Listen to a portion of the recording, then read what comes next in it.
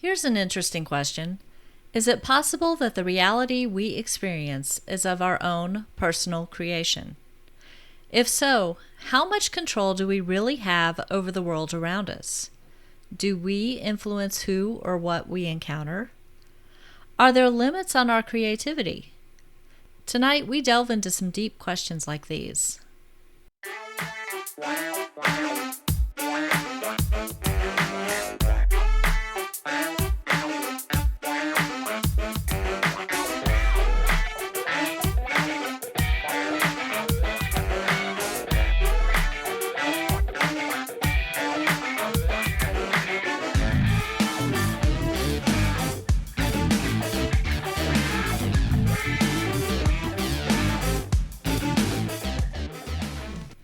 Welcome to the Peep Podcast. I'm your host, Nicolle, and on this episode, let's consider the question of how our consciousness might affect the world around us. But first, I want to thank everyone who has given the show some positive ratings on Apple Podcasts. Seeing those stars really just makes my heart so happy. I also want to ask you to please get in touch if you have any type of paranormal story you want to share. Just use the contact form at peeppodcast.com to make sure it stands out in my inbox from all the marketing email we get daily.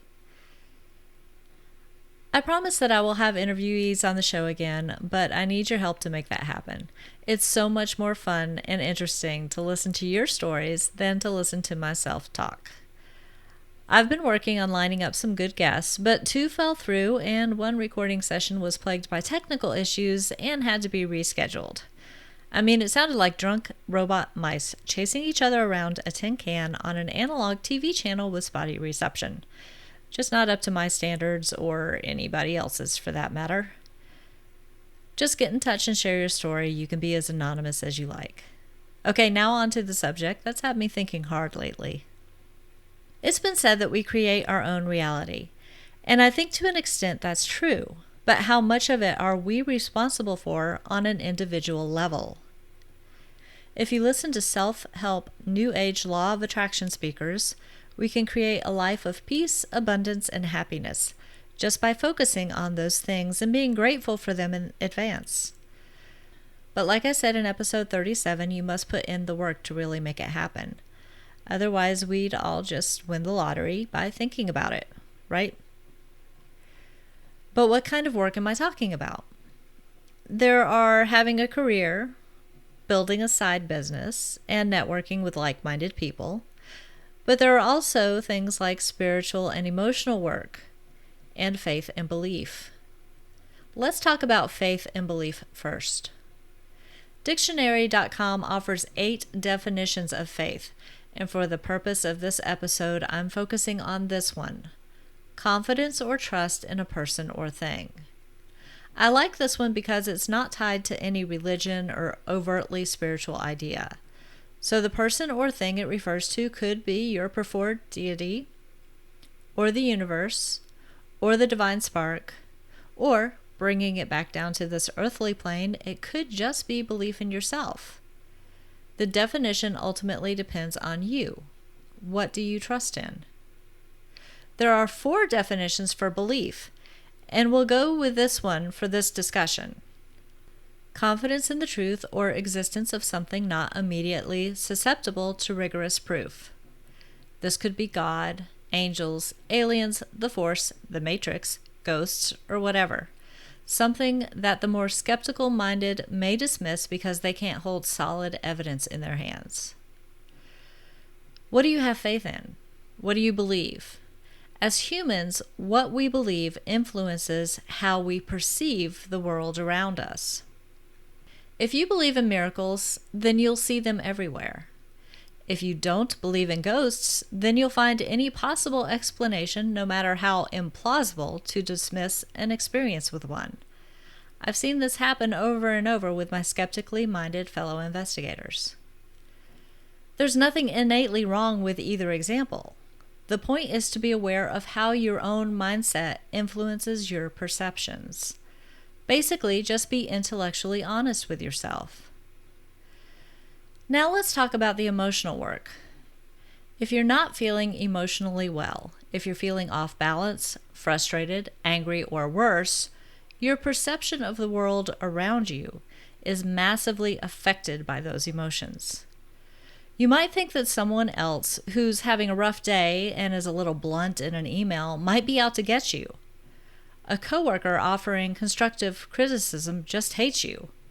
Or the flat tire that you had this morning proves the universe is conspiring against you. But are they really? We tell ourselves these little stories about other people and events based on our perceptions. Our internal dialogue fills in the gaps in what we truly know about them, and without checking in on our emotions, that can lead to some detrimental consequences. I think we've all had those moments, but the goal is not to get stuck there. Emotional responses are like muscle memory. If we lived with trapped negative emotions from past traumas, we can easily get into a rut of responding to present and future traumas in the same unhealthy way. We have to learn to let them go. We have to learn to process those emotions and respond to the world in a healthier, more positive way. Whether we choose counseling, or the emotion code, or any other form of therapy or healing modality, opting to change your emotional responses and habits can completely alter your perception of everything and everyone around you. Moving from a place of negative emotions to a place of positive emotions, gratitude, love, compassion, empathy, and forgiveness can transform your life. Then there's the spiritual work, and this includes meditation, yoga, prayer, and self-discovery, among other things. It follows from the emotional work. It's a form of self-care on a higher level.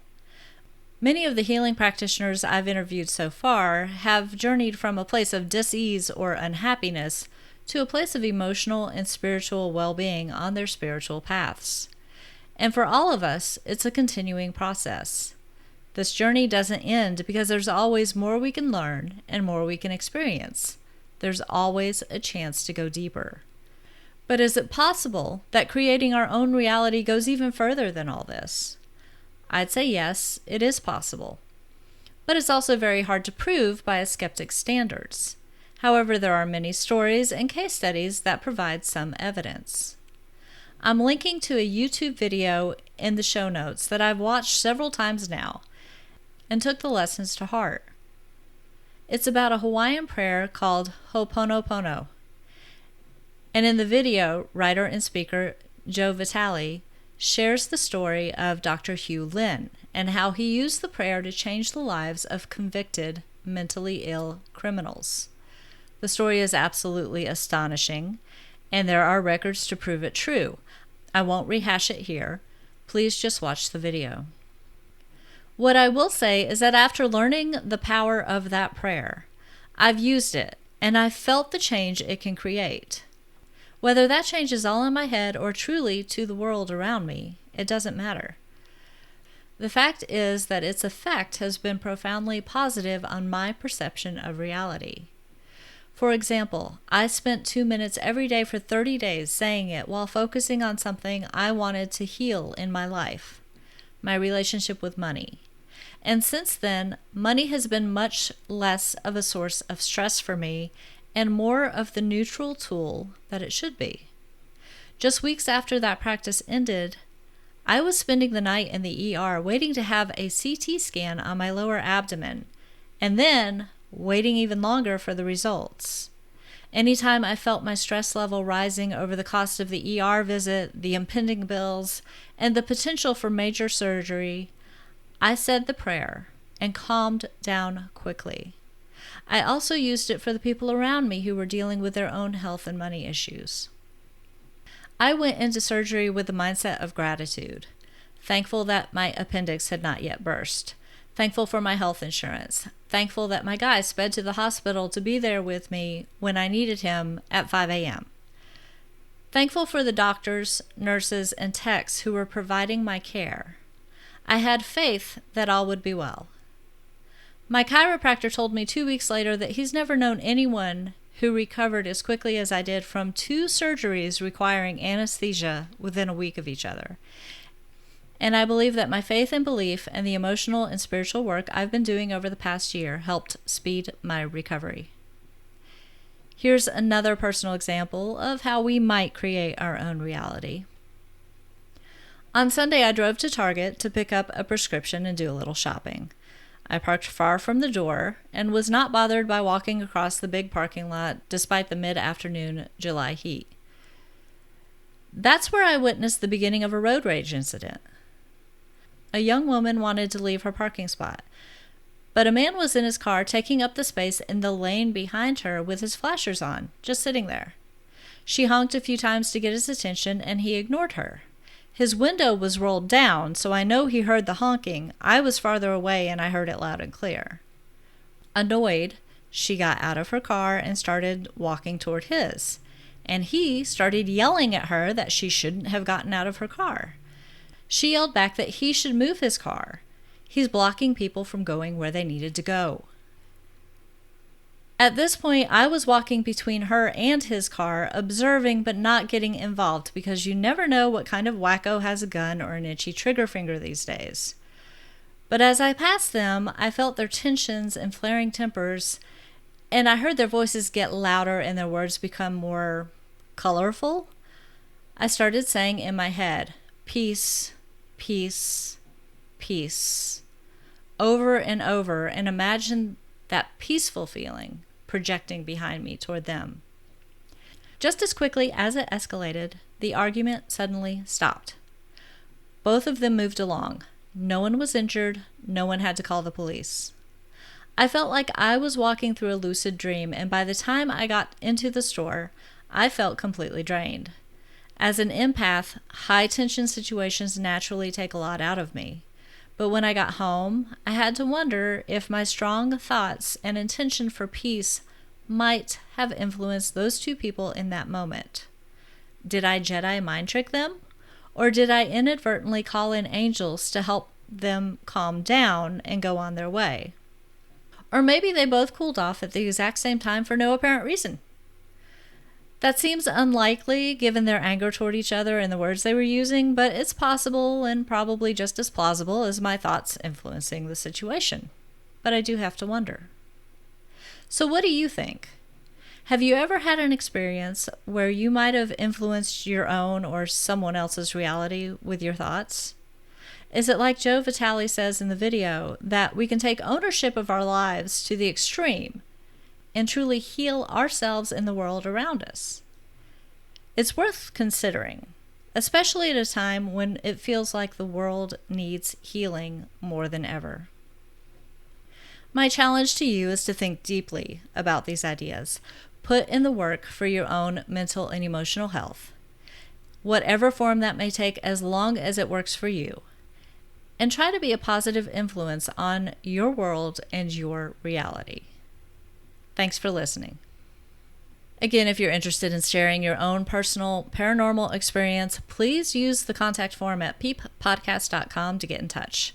That's PEEP podcast.com. Remember, that stands for People Experiencing Everyday Paranormal. You can keep up with the show on its Facebook page, facebook.com/peeppodcast. We have a group linked from that page in case you're interested in joining the conversation. One thing to note about that group is I only approve group members who answer the questions, and unfortunately, Facebook doesn't keep a list of people who'd be interested in being on the show. So, if you said yes to that question, please get in touch through the website. If you enjoy the podcast, please give it some rating love on your favorite podcast app, share it with friends, and subscribe so you don't miss an episode. Doing so will help the podcast be found by others. A huge thanks to everyone who's given the show some love. I really do appreciate it. No matter how you support the show, listening, telling others about it, or any other way, I absolutely appreciate your being here. Thank you for listening. Stay safe and be well.